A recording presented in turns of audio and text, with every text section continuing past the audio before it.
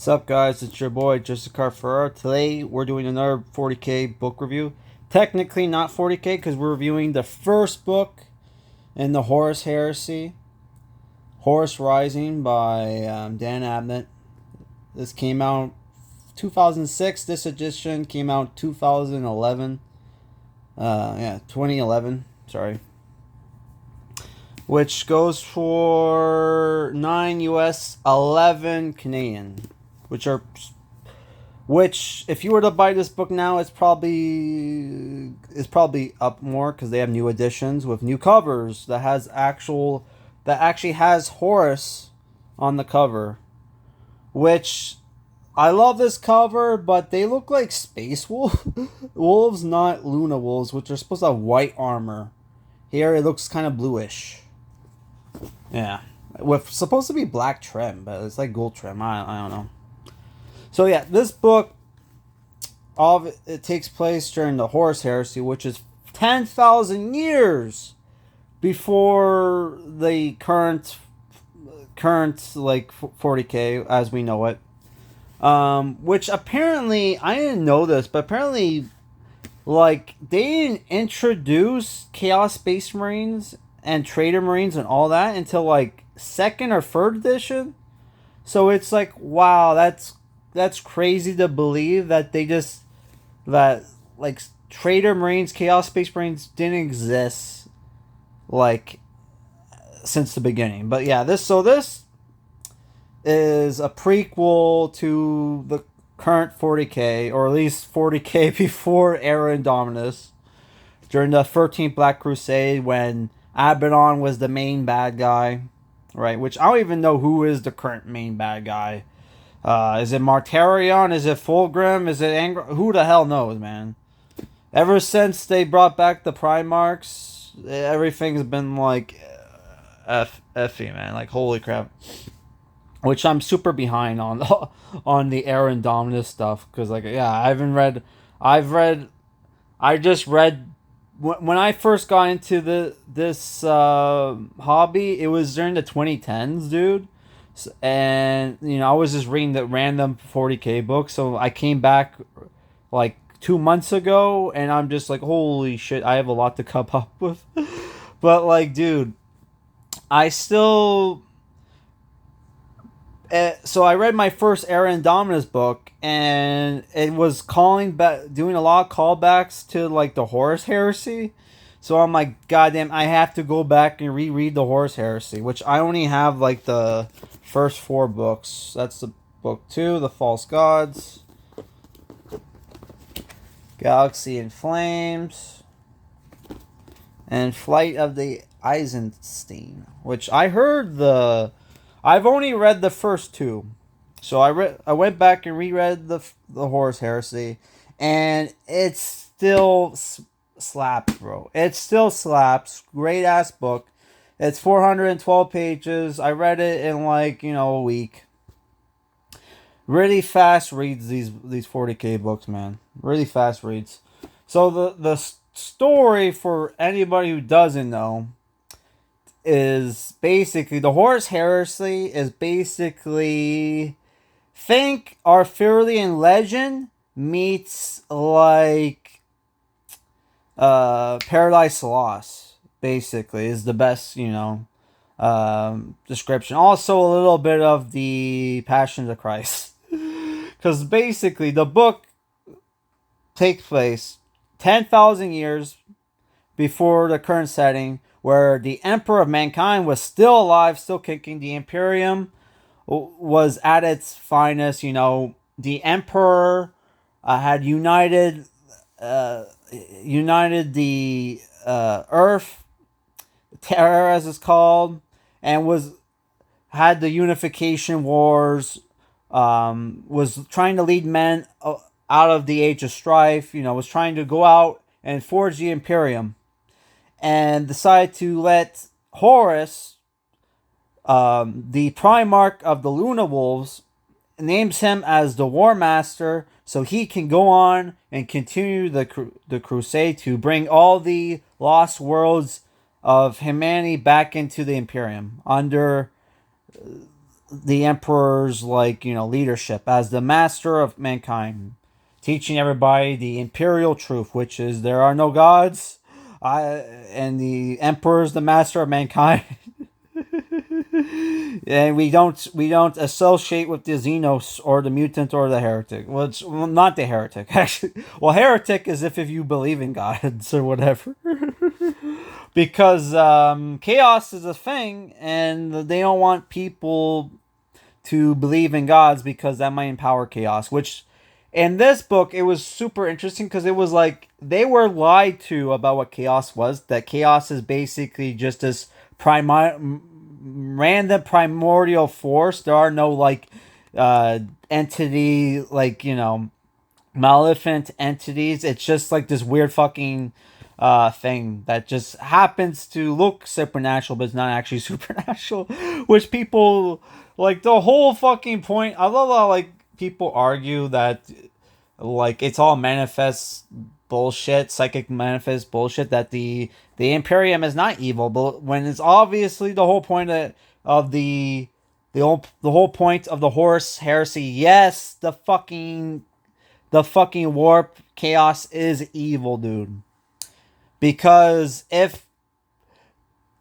there's a theory that the Emperor of Mankind was in league with the Chaos Gods, and that he used chaos magic or whatever, psychic magic, to create the Space Marines. If that was true, they would have been evil right from the start, and you wouldn't have this whole fucking thing where you slowly see them turn evil as they learn about chaos and get tempted by chaos, right?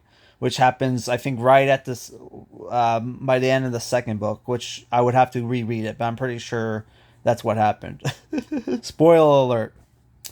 So yeah, the book is split into two parts, basically, where you get introduced to the main character, was this Garviel Loken, who is captain of the 10th Company. He's a straight-laced guy, believes in imperial truth, doesn't believe in fractionalization, hardcore fedora-tipping atheist. Oh my god. And the book starts off with where it does this where you can tell right away that this series was somewhat inspired by the prequels. For people who hate the fucking the prequels, the Star Wars prequels, trash the Star Wars prequels, we wouldn't have gone the Horus Heresy if it wasn't for the Star Wars prequels, because there's a lot of what the fuck is it called? It's like poetry, it rhymes. Where the book starts off with Garviel Loken telling a story of how Horus slew the Emperor. And it's obviously supposed to talk about, foreshadowing the end of the series, which he's not actually talking about the Horus killing the actual Emperor. He's talking about they go to planet, this planet that happens to also be called Terra and has their own emperor. They even have their own version of the Imperial Custodes, they're called the Invisibles, where they sent one of their captains, who is part of the Lunar Wolves Inner Circle. I forget the fucking guy's name, but it doesn't matter because he dies. And he is killed by the leader of the planet, who also calls himself the Emperor. And that starts this war where they have to subjugate and conquer the planet. And that the first half of the book has to deal with that, which it's super easy at first, except for they have standard template weapons or whatever, or constructs, STCs, which are ancient advanced technology that allows their soldiers to be invisible, and they even shoot to this invisible force, which can kill fucking Space Marines, right? And then there's a really cool scene near the end of that kind of arc where they fight during the last stand of the army, where they have fucking where they basically summon demons to attack the fucking space marines, and they've been told like the entire time, hey, there's no spirits, there's no demons, none of that fucking exists, only to be confronted with that. And not only do the space marines get confronted with that, also the remembrancers, which are basically like supposed to be journalists from fucking Terra, like, which are basically are people like poets, like filmmakers, fucking writers, like artists, photographers, all people that's basically there to basically write propaganda for the Imperium, right? Only to be introduced to shit that's not supposed to exist. Which there is like a secret hidden cult in this series, where people worship the Emperor as a god, right? Even though he's not supposed to be god, even though he's immortal and calls himself the Master of God and all that shit. Which, like, there's a point where the book where like a character, like, it turns out one of the romancers is one of the fucking part of the cult, and when they get confronted by the demon, he tries to make the sign of the quill. It's like, be gone, demon. Like, he tries to exercise it only to get killed right away. And it's just funny that, like, if you know anything about 40K, you know, if he had done that after the emperor became a god, that might have actually worked. Because that, if you think I'm bullshitting, read or listen to the audiobook of fucking Eye of Terror. It's on YouTube. Look up A Border Prince. A character actually does it and it works, which the guy happened to be a navigator, which they're kind of psychers, so maybe that's why it works. But come on, So yeah, there's characters in the book where there's romancers, right? Second half, we get introduced to goes into afterwards, where we get introduced to the Emperor's Children, which is another legion that's destined to be a traitor legion, one of the major traitor legions, right? That's aligned with fucking the Luna Wolves, which by the end of the book, spoiler alert, gets renamed the Sons of Horus, where the Emperor's Children, whose character we get introduced as Captain Sal Tarvitz, which I looked up his miniature. I guess there wasn't a miniature of him back in the day, but there's now a miniature of him. I looked him up and like he basically looks like Fulgrim, dude, but just in like Space Marine armor. Who's a pretty cool character, who is teamed up with Lucius, who becomes the D. Lucius, the guy with the fucked up face, with the split tongue, and he likes to wield like demon swords and alien swords. And they're on a planet called Murder, that's occupied by like bioweapon engineering, bioweapon monsters that are like killer spiders with sword limbs. Which when I first read this book back in the day, I haven't read any Tyranid books, so I'm like, are these supposed to be Tyranids, but before they knew what Tyranids were? And it's like, it turns out it's not, which sucks. Because back then I hadn't read any Tyranid books. The first book I ever read that had fucking Tyranids was the second Ultramarines book. So they're on Murder looking for like blood angels that went missing, and investigating this planet that has this constant fucking storm over it, where the only way to land on the planet is by drop pod. And the storm also fucks with the electrical, like, you know, the Vox systems. So you would think they would, like, you know, be pretty fucking retarded to fucking drop pod in when you know all the fucking blood angels that went down to investigate it went fucking like missing. But the Emperor's Children, we got this. Because they're pride and vainful, and that arc was fucking awesome, because it's just you're just following this company of like Emperor's Children, who are basically on their own fighting like these mechas, these spider monsters and the tall ass forest where they just show up and can kill you right away because they have basically rending claws for blades like the fucking Gene Stealers, and they can just cut through your armor like fucking butter.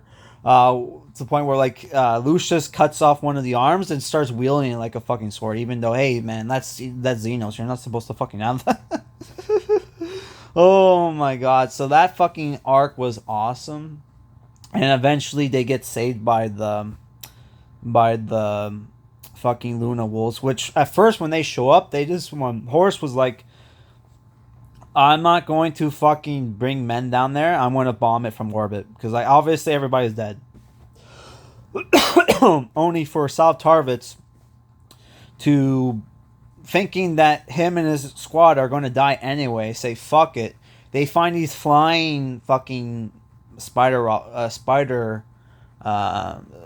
spider mecha arachnids that are taking their men and impaling them on these fucking trees that they eat from, and they decide, we're gonna fucking blow it up, and that creates like a smoke, not only smoke signal that allows all the Emperor's children to regroup because they see the smoke and they're like, okay, men are probably over there. Right, Space Marines are probably over there. That also fucks up the jamming signal of the fucking warp storm or whatever, or storm or whatever. That's blocking the communications that allow the people, the Luna Wolves, to hear what the fuck's going on. So eventually, what ends up happening is Sanguinius. We get a cameo from Sanguinius, which we also get a cameo from Primarch Dorn earlier in the book. Where we get more politics. Lots of Game of Thrones politicking in the book. Because a lot of, Primarchs are not happy that, Horus was chosen as War Master. Because, you have, the Lion, a.k.a. the Dark Angels. Primarch says, that should have been me. And then you have, Robert Gulliman and other people, right? Which how pissed off was... I would like to know how pissed off the Lion was when eventually the Horus Heresy does happen and Robert Gulliman is chosen as fucking War Master. How pissed off was the Lion, dude? I would like to fucking know. Oh my god. Which there's a fucking word bearer that shows up in the book too. And what ends up happening after that is humans show up, but they're very Eldar-like, called the Interrex, and they're super fucking flamboyant as fuck. And it turns out they're the ones who put the fucking mecha arachnids on the planet and had created this warning system, but because their language is music, the people, the Imperial, the Space Marines couldn't figure out what the fuck the warnings were, right? And that's when you have the first kind of hints that that Horus does not like the Imperial mandate of the Emperor, because they're told any humanity any humanity cultures that you meet up that are too lib, basically, or too Xenos, basically, get rid of them. But Horus really likes them because they have advanced technology. They're very cultured. They're very they're basic. They're kind of they kind of give you Star Trek vibes, because they're anytime we encounter an alien race we don't like, we don't kill them all. We just subjugate them and become allies with them, to the point where they have these bulky dudes in armor that they thought that they were their Space Marines. It turns out no, they saw them without their helmets. Oh, they're fucking Xenos, dude. And they're what the fuck? You let Xenos live? Get the fuck out of here. Even though modern 40k they kind of do, which sucks. And you get this whole treachery thing near the end where something bad happens, and the Horus has to make war on the Interrex, which he's not happy about. But it was always meant to be. So I really enjoyed the book. The writing is very good. It's very mature. There's even nudity and implied sex. They don't actually show sex. Where there's a very awkward scene where, like, you know, Loken has to meet with, like, a romancer who was, like, traumatized over the events on the Whisperheads, and, like, it was implied, oh, she was fucking one of the soldiers. So she's, like, naked and, like, fucking like covering her body with a blanket, and he's like, this is awkward. But, like, Space Marine can't fuck, so it's okay. So I don't know. I really enjoyed the book. The writing is fucking good. The dialogue is very good. There are lots of action scenes. Not so much. It's not bolter porn if you're into bolter porn, but there's still lots of action. And like I said, the writing, the characters are good, though. It's kind of like, oh yeah, like the kind of like the, I wouldn't say this has the problem with 40K where, like, oh, every chapter pretty much, like, has, like, the same personality. That's obviously not the case, but they have their stereotypes. But it's still like they introduce characters where, like, oh yeah, that's not your, like, typical, like, you know, they have, like, different definitions of, like, their different interpretations of their stereotype, like perfection, right? Like, yeah, where, like, you know, yeah. So I really enjoyed the book. You would probably enjoy it. It's a lot of people's favorite fucking 40K book. This is probably in my top 5. I'm not gonna say top 10 because honestly, I have not read enough fucking 40K books to be like, this is in my top 10. It's like I've only read maybe a dozen. Okay. Holy shit! But I'm getting there. I have like 30. I think I have like over 40 books now, of 40K books. I'll probably get more, but yeah.